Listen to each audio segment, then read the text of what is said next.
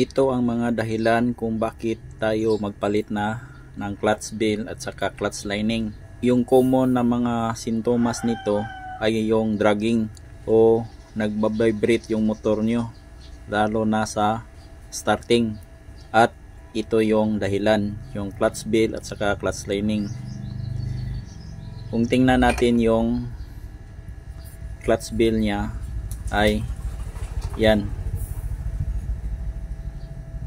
meron ng uka or meron ng kanal.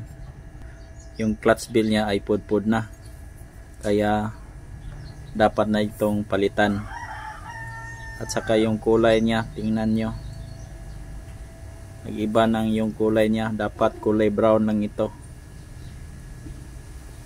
Palatandaan ito na overheat yung clutch bell nya, kasi yan, dapat ito yung original na kulay nya, itong nasa gitna.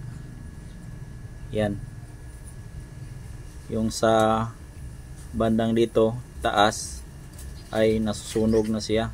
Yan, yan ang mag-cause ng overheat pag sira na yung clutch bell. Ayan, pudpud na ito. Yan, tingnan nyo yung palatandaan na overheat. Pag overheat yung ating CVT or panggilid, yan, ito yung isang dahilan. Overheat yan, dapat yung kulay ng ating clutch bell itong nasa gitna, dapat pantay siya lahat. Pero ito kulay itim na yung halos kabuuang clutch bell nya, kaya kailangan natin itong palitan ito ng bago. At ito rin ang isa sa mga dahilan bakit tayo magpalit na ng clutch lining. Yan, pudpud na ang kanyang clutch lining.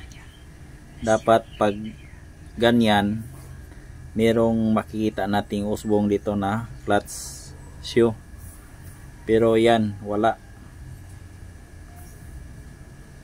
halos wala na tayong makita na clutch shoe. Yan, dapat meron tayong makita dito na usbong na clutch shoe, pero ito wala na, pudpud na siya, kaya kailangan nating palitan ito. Pwede rin buo clutch shoe, clutch lining assembly, or clutch shoe lang ating palitan. Ito lang.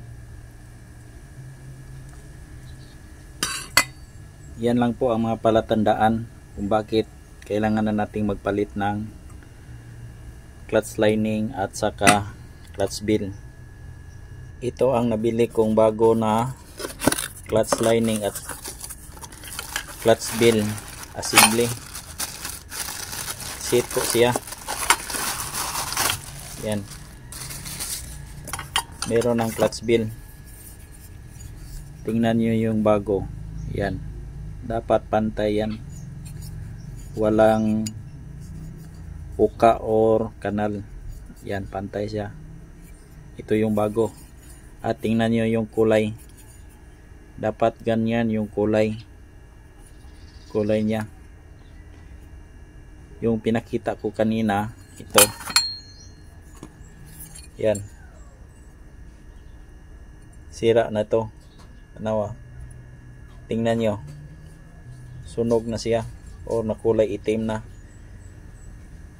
Ito yung palatandaan na overheat siya, dahil pudpud na po yung kanyang dito sa loob. Ito yung bago. At ito yung clutch lining nya. Assembly lang po ang binili ko, dahil mas makamura tayo pag assembly. Yan, tingnan nyo, may usbong yan na clutch shoe or clutch lining. May makita tayong kausbong na clutch lining, ganyan. Yan, meaning goods na ito, kondisyon pa ito kasi brand new. Pero tingnan nyo yung luma, Yan, clutch niya. Yung clutch niya. At yan, walang nakita. Pudpud na po siya. Ito yung ikabit natin dito. Seat siya.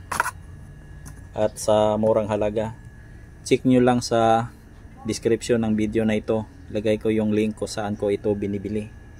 Na mas murang halaga at quality. Tested po siya.